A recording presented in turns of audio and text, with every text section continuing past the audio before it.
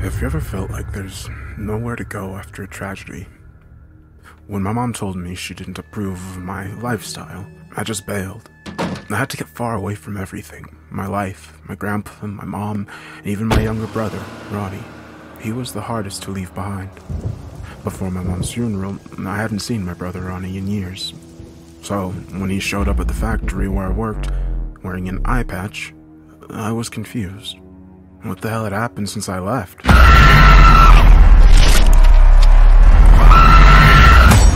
I had missed my brother, and he obviously had issues. He asked if we could go somewhere private. I took him to the break room. My graveyard shift wasn't over, and I didn't have much time to talk. Hey, Ronnie, look, I'm sorry for the way I was at Mom's funeral. I shouldn't have told you to just let it go. I know it was a hard day for you, I said. A hard day for me? She was your mom too? Are you even sad now that she's dead? He asked. I paused and looked down at my feet before answering. Look, man, you know Mom and I were never that close. She and I never got along since Dad left. You were her favorite. She loved you, only tolerated me. Ronnie looked tired, worn. There was still some blood oozing from underneath his eye patch. I wanted to be truthful with my brother, to tell him about the community that had changed my life. Maybe recruit him. If it was inside me, it could be inside him too.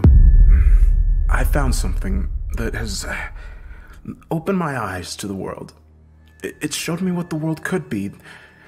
The world is sick and dark, but my new family has made my life a little sunnier. As I spoke, Ronnie shifted in his seat with unease. The silence was broken when the door creaked open. Ronnie told me to stop rambling about my new family and the sick world we live in. All he wanted to know was if I had it. The necklace my mom got me for my 13th birthday.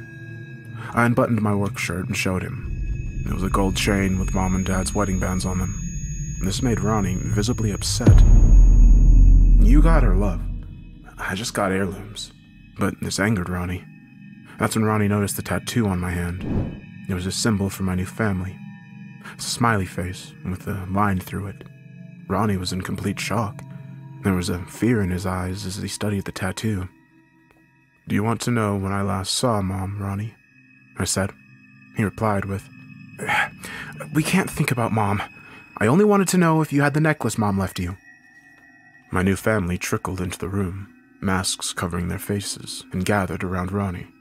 They knew that Ronnie's blood had to be shed, since he wasn't one of us. I spoke as my new family closed in on him. The last time I saw Mom, I had to show her how sunny my life was without her. Let me show you too, I said, drawing the long knife I had used to kill my mother, and soon, my brother. But then, I noticed a face in the window behind me. It was facing in from the darkness. It had no facial features except for a giant toothy smile that stretched across the leather-looking skin on its face. The faceless man was wearing a suit. It looked properly terrifying. Everyone in the room froze at the ghastly figure. Suddenly, Ronnie lifted up his shirt to reveal his chest, or what was left of it. His chest had been cut up and carved to hell and back. It was fresh enough to see bloody tissue, but old enough to where it wasn't bleeding out. First, I thought it was senseless cuts, but then I saw it was actually a message. If you yourself cannot release, then it will come to take a piece.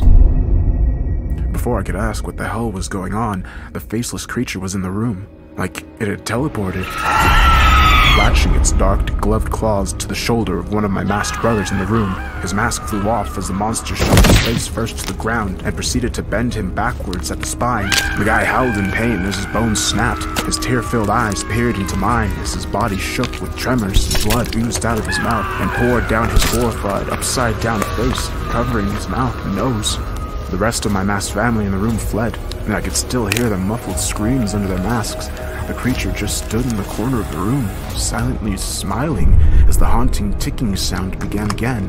My brother smiled and laughed at the blood and chaos around us, and then said, "The Luxie has come to take a piece." I decided that he had to die. He was no longer the brother I knew. He was a lunatic. I raised my knife just above Ronnie's head, but before the blade made contact, the creature's long arm snatched my brother away from the knife's reach. I stumbled backwards, tripping over the guy that had been folded over. Judging by the noises he was making, I think he was choking on his own blood. Then, faster than the blink of an eye, this look-see stood in front of me and swiped at my neck. It caught my necklace with its sinewy fingers and then yanked me close to its leathery face. It slowly smiled, revealing the horrors of its teeth. This was the look-see. Then Ronnie appeared behind it, smiled sinisterly, and said, I had to let go of Mom, but Justin, you're holding on. The monster started to pull on the necklace and lifted me up off the ground. I was choking and hoping that the necklace would snap from my weight, but it just dug deeper into my neck. I felt blood rush away from my head. My skin was burning with tension. I wanted to plead for mercy, but I couldn't speak from the pressure of the necklace squeezing my throat. I felt blood trickle down my neck as the necklace broke skin. I could feel the veins in my forehead exploding. It was all too unbearable, but then I felt relief. All the pressure suddenly just washed away. I exhaled, but for the life of me, I couldn't inhale. In fact, I just fell to the ground. It was the weirdest thing. I saw my body in the bloody stump that was my neck.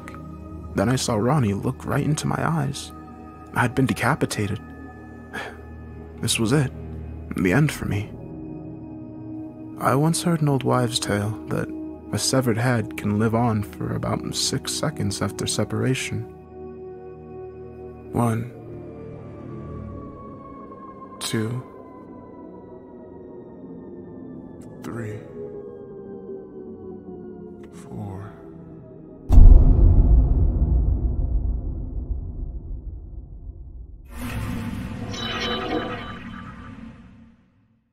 Watch new vids every Monday, Wednesday, and Friday, only on Crypt TV.